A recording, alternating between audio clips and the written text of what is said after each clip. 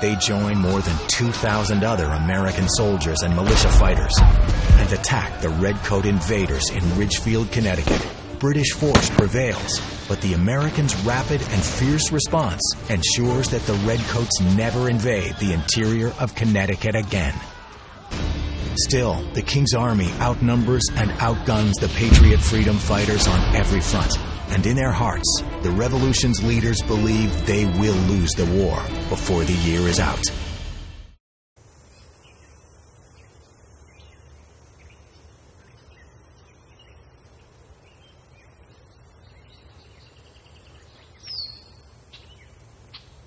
A single bullet can't win a war.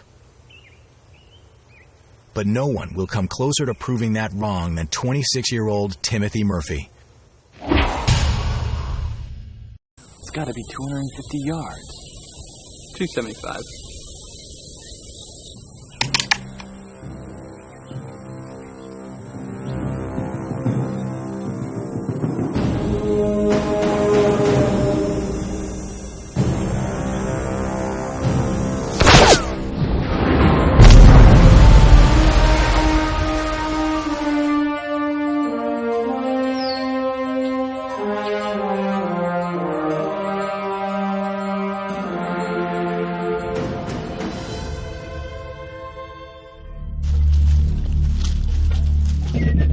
In the fall of 1777, 500 riflemen are helping to level the playing field against the superior British Army advancing through upstate New York.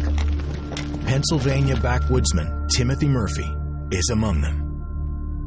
In the backcountry, along the Appalachian Mountains, it was said that boys would learn to use a rifled musket as soon as they were strong enough to lift one.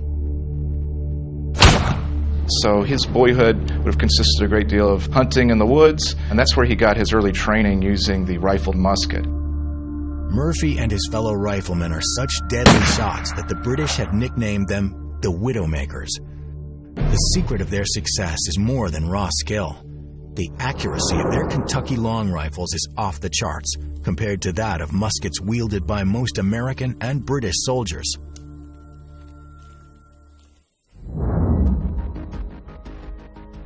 The inside of a musket's barrel is smooth. The ball fired from it is smaller in diameter, so it moves erratically as it travels down its length and towards its target. It's like throwing a knuckleball. It goes, but you can't direct where it goes. So muskets are meant to be fired by men standing in a line, and all of them fire a volley, and all of this lead is going to go and hit something. If you're shooting at a large group of people, that ball's going to hit somebody. It may not hit the guy you're aiming at, but it's going to hit the guy next to him or the guy on the other side of him. And that's just why, to our eye, it seems silly to see these troops line up in ranks and fire at each other, but that was the only way to hit anything, to do any damage. But the ingenious technology of a rifle brings a revolutionary new precision to warfare. A rifle has a groove inside the barrel that will make the bullet spin. So this is like throwing a fastball that has a spin to it, much more accurate. Hyper-accurate rifles like Timothy Murphy's allow a skilled sniper to do something never before possible in warfare: to hit a specific enemy soldier from a distance of 100 to 300 yards. And the Americans' most valued targets are the British officers. British battle tactics require them to be in the thick of the action, directing the Redcoats' highly disciplined firepower and field movements. But that also puts them in harm's way.